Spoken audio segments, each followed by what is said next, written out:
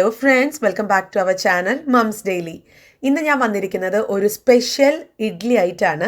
നമ്മളെല്ലാവർക്കും ഇഡ്ഡലി കഴിക്കാനൊക്കെ ഇഷ്ടമാണ്. എന്നാൽ നമുക്ക് ഇഡ്ഡലി ഉണ്ടാക്കാൻ ആ ഒരു സമയമൊക്കെ ഒത്തിരി വേണം. അരി കഴുകണം, കുതിരാനിടണം, അതുപോലെ ഉഴുന്ന് കുതിരാനിടണം, അങ്ങനെ ഒത്തിരി കാര്യങ്ങളാണ് അല്ലേ. എന്നാൽ ഇതൊന്നുമില്ലാതെ, അരിയോ ഉഴുന്നോ അങ്ങനത്തെ കാര്യങ്ങളൊന്നുമില്ലാതെ നമുക്ക് പെട്ടെന്ന് തന്നെ ഉണ്ടാക്കിയെടുക്കാൻ പറ്റുന്ന ബ്രെഡ് കൊണ്ട് ഉണ്ടാക്കുന്ന ഇഡ്ഡലിയാണ് ഞാനിന്ന് കാണിക്കാൻ പോകുന്നത്. അപ്പോൾ അതാ ഞാൻ ഈ ഇഡ്ഡലി ഉണ്ടാക്കാനായിട്ട് ഇവിടെ 4 പീസസ് ആയിട്ടുള്ള ബ്രെഡാണ്, സ്ലൈസസ് ഓഫ് ബ്രെഡാണ് ഞാൻ എടുത്തിട്ടുള്ളത്. അപ്പോൾ നമുക്ക് ഈ ബ്രെഡിൻ്റെ ആവശ്യമില്ല, അത് നമുക്കൊന്ന് കട്ട് ചെയ്ത് കളയണം. അത് നമുക്ക് ഇനിയിപ്പം അതെന്തുകൊണ്ടാണെന്ന് വെച്ചാൽ നമ്മൾ ബ്രെഡിൻ്റെ അരിയും കൂടെ ചേർത്ത് നമ്മൾ ഉണ്ടാക്കുകയാണെന്നുണ്ടെങ്കിൽ ഈ ഒരു ഇഡ്ഡലിയുടെ കളറ് ചെറുതായിട്ടൊന്ന് മാറിപ്പോവും, ചെറുതായിട്ടൊരു ബ്രൗൺ കളറൊക്കെ വരാൻ തുടങ്ങും. അപ്പോൾ അതുകൊണ്ട് നമുക്ക് ഇഡ്ഡലി എന്ന് പറയുമ്പോൾ എപ്പോഴും നമ്മുടെ മനസ്സിൽ നല്ല വെളുത്ത് തുടുത്ത ഇഡ്ഡലി അല്ലേ. അപ്പോൾ ആ ഇഡ്ഡലി കിട്ടാൻ വേണ്ടിയിട്ട്, ആ ഒരു കളറ് കിട്ടാൻ വേണ്ടിയിട്ട് നമ്മൾ ഈ അരുഭാഗം എല്ലാം ഒന്ന് കളയാണ് കേട്ടോ. അപ്പോൾ അതാ ഞാൻ ഇതിൻ്റെ അരുവൊക്കെ ഞാൻ ഒന്ന് കളഞ്ഞിട്ടുണ്ട്. ഇനി നമുക്കിത് മിക്സിയിൽ ഒന്ന് പൊടിച്ചെടുക്കുകയാണ് ചെയ്യേണ്ടത്. അപ്പോൾ അതാ ഞാൻ അതിന് വേണ്ടി മിക്സിയിൽ ഒരു ജാർ എടുത്തു. ഇതിനകത്തോട്ട് നമുക്ക് ഈ ബ്രെഡ് ഒന്ന് ചെറിയ പീസുകളാക്കിയിട്ട് ഒന്ന് ജാറിനകത്തോട്ട് ഇട്ട് കൊടുക്കാം. എന്നിട്ട് ഒരു 30 സെക്കൻഡോളം നമുക്കൊന്ന് കറക്കിയെടുക്കാം. അല്ലാന്നുണ്ടെങ്കിൽ ഈ ഒരു ബ്രെഡ് ഒന്ന് പൊടിയായിട്ട് വരുന്നത് വരെ ഇപ്പോൾ ഇത് കറക്റ്റായിട്ട് വന്നിട്ടുണ്ട്. ഞാൻ കറക്റ്റ് 30 സെക്കൻഡാണ് എടുത്തത്. അപ്പോൾ അതാ നമുക്ക് ഈ ഒരു പരുവത്തിനാണ് കിട്ടുക. ശരിക്കും പൊടി പോലെ കിട്ടും.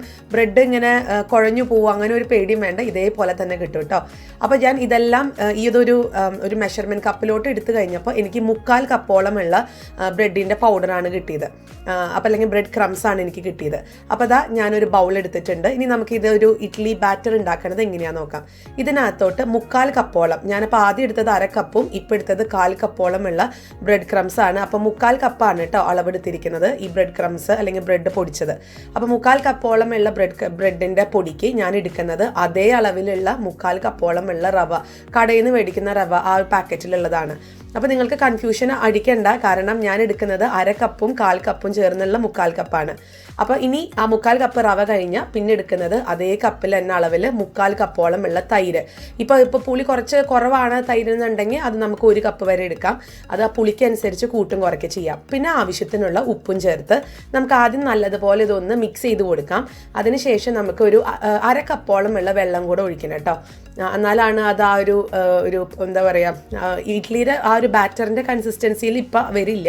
നമുക്കിതൊന്ന് കുതിരക്കാനായിട്ട് ഇത് ബ്രെഡ് അല്ലേ, അപ്പോൾ നല്ലതുപോലെ വെള്ളമൊക്കെ ഒന്ന് വലിച്ചെടുക്കാൻ, നല്ലതുപോലെ കുതിർന്ന് വരാനൊക്കെ ആയിട്ട് നമുക്ക് ആദ്യം വെള്ളം ഒഴിച്ചു കൊടുക്കാം. അപ്പോൾ അതിന് ഞാൻ 1/2 കപ്പ് വെള്ളം എടുത്തിട്ടുണ്ട്. അതിൽ ആദ്യം ഞാനൊരു 1/4 കപ്പോളം വെള്ളം ഒഴിച്ച് നല്ലതുപോലെ ഒന്ന് മിക്സ് ചെയ്യാണ്.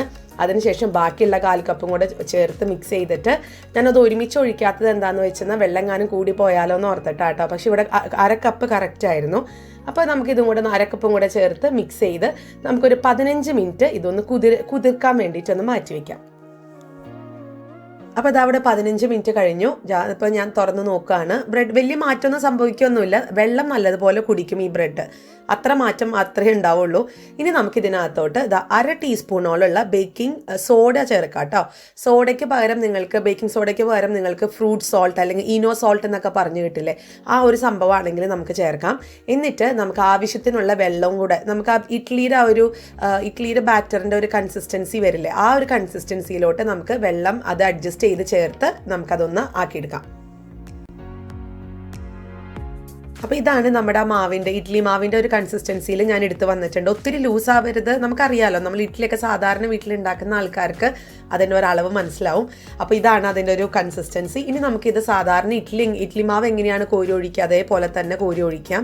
അപ്പോൾ അതിന് മുന്നേ ഞാൻ ഇച്ചിരി എണ്ണയൊക്കെ ഒന്ന് ആ തട്ടിലൊക്കെ ഒന്ന് തൂത്ത് കൊടുക്കുന്നുണ്ട്, പെട്ടെന്ന് വിട്ട് കിട്ടാനായിട്ട്.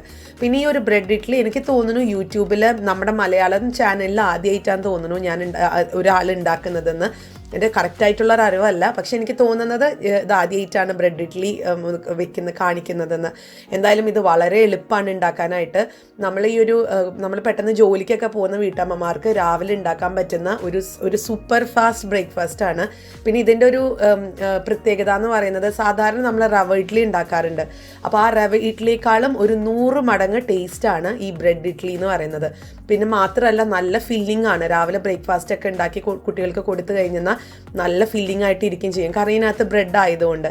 പിന്നെ ഈ റവ ഇഡ്ഡലിയുടെ പോലെ പെട്ടെന്ന് അത് റവ ഇഡ്ഡലി കുറച്ച് നേരം കഴിയുമ്പോഴത്തേക്കും അത് ഒത്തിരി അങ്ങ് ഹാർഡായി പോകത്തില്ലേ. പക്ഷേ ഈ ഒരു ബ്രെഡ് ഇഡ്ഡലിക്ക് അങ്ങനത്തെ ഒരു പ്രശ്നമില്ല, അത് നല്ല സോഫ്റ്റ് ആയിട്ടാണ് ഇരിക്കുക. ഇതിൻ്റെ കൂടെ തേങ്ങാ ചട്നിയാണ് ബെസ്റ്റ് കോമ്പിനേഷൻ കേട്ടോ. ഇപ്പോൾ സാമ്പാറും ഒക്കെ നല്ലതാണ്, പക്ഷേ ഇവിടെ ഞങ്ങൾക്ക് തേങ്ങാ ചട്നി ഉണ്ടാക്കി കഴിക്കാനാണ് ഇഷ്ടം. ഞങ്ങൾ ഉണ്ടാക്കുന്ന തേങ്ങാ ചട്നിയും കൂടെ കാണിക്കാം. അതൊരു തട്ടിക്കൂട്ട് തേങ്ങാ ചട്നിയാണ്, അപ്പോൾ അതുകൊണ്ട് അതിന് ഇച്ചിരി പോരായ്മകളൊക്കെ കാണും. പക്ഷേ ഇവിടുത്തെ കുഞ്ഞുങ്ങളുടെ ഒരു ടേസ്റ്റിനാണ് ഞാൻ ഉണ്ടാക്കുന്നത്. അപ്പോൾ ഇതാ ഞാൻ ഇഡ്ഡലി തട്ടിലൊക്കെ കോരി ഒഴിച്ചിട്ടുണ്ട്. ഇനി നമുക്ക് സാധാരണ നമ്മൾ വേവിക്കാൻ വെക്കുന്നത് പോലെ അങ്ങ് വേവിച്ചെടുക്കാം. അപ്പോൾ അതൊരു 12 മിനിറ്റ് കഴിഞ്ഞു. ഞാനൊന്ന് തുറന്ന് നോക്കുകയാണ്. നല്ലതുപോലെ തന്നെ പൊന്തി നല്ല തുടുത്ത് വന്നിട്ടുണ്ട്. നല്ല പഞ്ഞി പോലത്തെ സോഫ്റ്റ് ഇഡ്ഡലിയാണ്. ഞങ്ങളിത് സ്ഥിരം ഉണ്ടാക്കാറുള്ളതാണ് കേട്ടോ. അപ്പോൾ ഇത് ഞാനൊക്കെ പെട്ടെന്ന് വൈകുന്നേരം ഇപ്പോൾ ഒന്നും ഇല്ലാന്നുണ്ടെങ്കിൽ ഇതുപോലത്തെ ഒരു ഇഡ്ഡലി ഉണ്ടാക്കും. ഇതാകുമ്പോൾ നമുക്കൊരു 20-25 മിനിറ്റിനകത്ത് നമ്മുടെ മേശപ്പുറത്ത് ഇഡ്ഡലി റെഡിയാണ്. അപ്പോൾ ഇതൊന്ന് ചൂടാറി കഴിയുമ്പോൾ ഞാൻ കാണിക്കാം. ഇത് നമ്മളൊരു അരിയുടെ ഉഴുന്നിൻ്റെ ഒക്കെ ഇഡ്ഡലി ഉണ്ടാക്കുന്നത് പോലെ ഒത്തിരി ഒന്നും ഒട്ടി പിടിക്കത്തില്ല ഈ ഒരു നമ്മുടെ ഇഡ്ഡലി തട്ടിൽ. പെട്ടെന്ന് തന്നെ നമുക്ക് വിട്ടെടുക്കാൻ പറ്റും. അതെന്തുകൊണ്ടാണെന്ന് ചോദിച്ചാൽ എനിക്കറിയില്ല. ഇപ്പം നമ്മൾ ഈ ഒരു ഉഴുന്ന് വെച്ചിട്ടൊക്കെ ഉണ്ടാക്കുന്ന ഇഡ്ഡലി ആണെങ്കിൽ നമ്മൾ ഗ്രീസ് ചെയ്തിട്ടാണ് ഒഴിക്കുക. പക്ഷെ അത് ഇച്ചിരി കുറച്ച് സമയം എടുത്താലല്ലേ വിട്ട് കിട്ടത്തുള്ളൂ. ഇത് വളരെ പെട്ടെന്ന് തന്നെ വിട്ട് കിട്ടും ഇത്. അപ്പോൾ ഞാൻ ഇഡ്ഡലി കാണിക്കാം ഇത് എങ്ങനെയാണെന്നുള്ളത്. നല്ല സോഫ്റ്റ് ആയിട്ടുള്ള ഇഡ്ഡലിയാണ്. കാണാനാണെങ്കിലും ശരിക്കും നമ്മുടെ നമ്മൾ ഉഴുന്നുകൊണ്ടും അരി കൊണ്ടൊക്കെ ഉണ്ടാക്കുന്ന അതേ ഇഡ്ഡലിയുടെ പോലെയാണ് കാണാനൊക്കെ. പിന്നെ ഇതിൻ്റെ സോഫ്റ്റ്നെസ് സൂപ്പറാണ്. നമുക്കറിയാം ബ്രെഡ് ചേർക്കുന്ന എന്തും വളരെ സോഫ്റ്റ് ആയിട്ടാണ് വരിക. അപ്പോൾ നോക്കിക്കേ, വളരെ ഈസി ആയിട്ടൊന്ന് തൊട്ട് കഴിഞ്ഞെന്നാൽ അങ്ങനെ ഊർന്നു പോകുന്ന തരത്തിലുള്ള പഞ്ഞി പോലത്തെ ഇഡ്ഡലിയാണ്. അപ്പോൾ ഇനി ഇതെല്ലാവരും ഇതൊന്ന് ട്രൈ ചെയ്ത് നോക്കാം.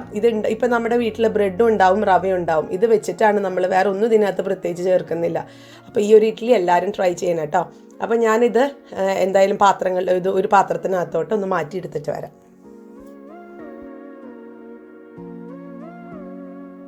അപ്പോൾ ഇഡ്ഡലി റെഡിയാണ് കേട്ടോ. ഇത് ബ്രെഡ് ഇഡ്ഡലിയാണ്. ഇത് പെട്ടെന്ന് നിങ്ങൾ കണ്ടു കഴിഞ്ഞാൽ ബ്രെഡ് ഇഡ്ഡലിയാന്ന് പറയുമോ? ഇല്ലല്ലോ.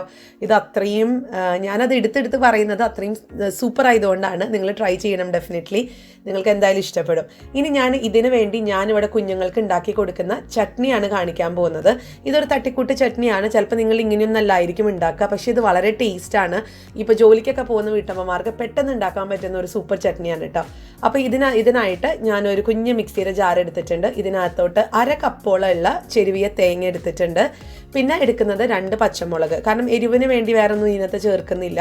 അപ്പോൾ ഇത് നല്ല വെളുത്ത ചട്നി ആയിട്ടാണ് ഞാൻ ഉണ്ടാക്കുന്നത്. പക്ഷെ ഞാനൊരു അബദ്ധം കാണിച്ചത്, ഞാൻ തേങ്ങ ചെരുകാൻ എടുത്തു കഴിഞ്ഞപ്പോഴത്തേക്കും അതിൻ്റെ ഒരു അടിഭാഗം കൂടെ ചേർത്തു. സാധാരണ ഞാൻ മേലുള്ള വെള്ളഭാഗം മാത്രം എടുക്കാറ്, പക്ഷെ ഇന്ന് അടിഭാഗം ചേർത്തത് കൊണ്ട് ഇച്ചിരി നിറം ഒത്തിരി അങ്ങ് വെളുത്ത് വരില്ല, അല്ലെങ്കിൽ നല്ല ഭംഗിയാണ് കാണാനായിട്ട്. പിന്നെ ഞാൻ ചേർത്തത് ഒരു ചെറിയ കഷ്ണം ഇഞ്ചി. പിന്നെ ഈ ചേർക്കുന്നത് തൈരാണ് കേട്ടോ. ഇതിനകത്ത് ഞാൻ വെള്ളം കുറച്ച് തൈര് കൂടുതലാണ് ചേർക്കുന്നത്. ഇതിനകത്ത് പുളിയൊന്നും ചേർക്കുന്നില്ല. പുളിക്ക് പകരം നല്ല പുളിയുള്ള തൈരാണ് ചേർക്കുന്നത്. പിന്നെ ആവശ്യത്തിനുള്ള ഉപ്പും. പിന്നെ ഒരു കൊച്ചു സൂത്രം കൂടെ ഞാൻ ചേർക്കുന്നുണ്ട് ഈ ഒരു തേങ്ങ ചട്നിയിൽ. ഒരു പുതിനയുടെ ഒരു ഇലയാണ് ഞാൻ ചേർക്കുന്നത്. അല്ലെങ്കിൽ അതൊന്ന് ജസ്റ്റ് ഒന്ന് പിച്ചി ചീന്തി ഇതിനകത്തോട്ട് ഞാൻ ഇട്ടിട്ടുണ്ട്. ഇതൊരു പ്രത്യേക ഫ്ലേവർ കൊടുക്കും. നിങ്ങൾ ട്രൈ ചെയ്ത് നോക്ക്. അപ്പോൾ നമുക്കിതൊന്ന് എല്ലാം കൂടെ ഒന്ന് അരച്ചെടുത്തിട്ട് വരാം. ഞാൻ ആദ്യം വെള്ളം ചേർത്തിട്ടില്ല, വെള്ളം ചേർക്കാതെയാണ് ഞാനിപ്പോൾ അടിച്ചെടുക്കുന്നത് കേട്ടോ. എന്നിട്ട് നമുക്കിതൊരു 30 സെക്കൻഡോളം ഒന്ന് അടിച്ചു കഴിഞ്ഞിട്ട് ഞാനിപ്പോൾ ഒന്ന് തുറന്ന് നോക്കുകയാണ്. അപ്പോൾ ഈ ഒരു പരുവായിട്ടുണ്ട്. ഇനിയാണ് ഞാൻ ഇതിനകത്തോട്ട് ആവശ്യത്തിനുള്ള വെള്ളം ചേർത്ത് കൊടുക്കുന്നത്. അപ്പോൾ ഇപ്പോൾ ചില ആൾക്കാരുണ്ട് ഇതുപോലെ തന്നെ ഒരു ചമ്മന്തി പരുവത്തിന് കഴിക്കണം എന്നൊക്കെ ഇഷ്ടമുള്ള ആൾക്കാരുണ്ട്. അപ്പോൾ അങ്ങനെയാണെന്നുണ്ടെങ്കിൽ ഈ ഒരു പരുവം കറക്റ്റാണ്. അതല്ലാന്നുണ്ടെങ്കിൽ നമുക്ക് ഇച്ചിരിയും കൂടെ വെള്ളം ചേർത്തിട്ട് നമുക്കിതൊന്ന് കുറച്ച് ലൂസാക്കിയിട്ട് അരച്ചെടുത്തിട്ട് വരാം.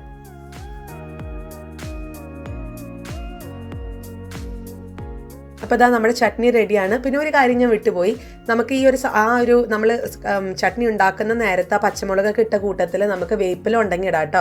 വേപ്പിലിട്ട് കഴിഞ്ഞാൽ ഇച്ചിരി കൂടെ സ്വാദം ഉണ്ടാവും. പക്ഷേ വേപ്പില ഇവിടെ ഉണ്ടായിരുന്നില്ല, അതുകൊണ്ടാണ് ഞാൻ ഇടാഞ്ഞത് കേട്ടോ. പിന്നെ അതുപോലെ ഉള്ളി ചേർത്തില്ലേ അല്ലെങ്കിൽ സവോള ചേർത്തില്ലേ എന്ന് ചിലർ ചോദിക്കും. ഞങ്ങൾ ചേർക്കാറില്ല, കുഞ്ഞുങ്ങൾക്ക് കൊടുക്കുമ്പോൾ അത് ചേർക്കാറില്ല. ഞങ്ങളും ഇപ്പം അങ്ങനെ കഴിച്ച് ഇതാണ് ഇഷ്ടം. അതുകൊണ്ടാണ് ഞാൻ പറഞ്ഞത് ഒരു തട്ടിക്കൂട്ട് ചട്നിയാണെന്നുള്ളത്. പിന്നെ ഞങ്ങൾ കടുക് പൊട്ടിക്കുന്നില്ല. ഇതൊരു വെളുത്ത ചട്നി ആയിട്ട് കഴിക്കുന്നതാണ് കുഞ്ഞുങ്ങൾക്കൊക്കെ ഇഷ്ടം. നമ്മൾ കടുക് പൊട്ടിച്ച് വേപ്പിലൊക്കെ ഇട്ട് കടുകൊക്കെ പൊട്ടിച്ച് കഴിഞ്ഞാലും അവർക്കത് ഇഷ്ടമല്ല. അതൊക്കെ പറക്കി കളഞ്ഞത് എന്താണെന്നൊക്കെ ചോദിക്കും. അപ്പോൾ അതുകൊണ്ട് ഞങ്ങൾ എണ്ണയോ അങ്ങനത്തെ സംഭവങ്ങളൊന്നും, നമ്മൾ സാധാരണ കടുക് പൊട്ടിക്കുമ്പോൾ എണ്ണയിലല്ലേ, അപ്പോൾ അതൊന്നും ഇല്ലാതെ വളരെ പ്ലെയിൻ ആയിട്ടുള്ള ഒരു ചമ്മന്തിയാണ് ഇത്. വളരെ ടേസ്റ്റാണ് കഴിക്കാനായിട്ട്. അപ്പോൾ നമ്മൾ ഈ ഒരു ജോലിയൊക്കെ ചെയ്യുന്ന വീട്ടമ്മമാർക്ക് ഒട്ടും തന്നെ ബുദ്ധിമുട്ടില്ലാതെ ഉണ്ടാക്കിയെടുക്കാൻ പറ്റുന്നൊരു, ഞാൻ പറഞ്ഞല്ലോ, ഒരു അരമണിക്കൂറിനകത്ത് നമ്മുടെ ഇഡ്ഡലി റെഡിയാണ്, ചട്നി റെഡിയാണ്. എല്ലാവരും ഒന്ന് ട്രൈ ചെയ്ത് നോക്കുക. അപ്പോൾ നമുക്കിനി അടുത്തൊരു വീഡിയോ ആയിട്ട് ഉടനെ കാണാം. അൻറ്റിൽ ദെൻ ബൈ.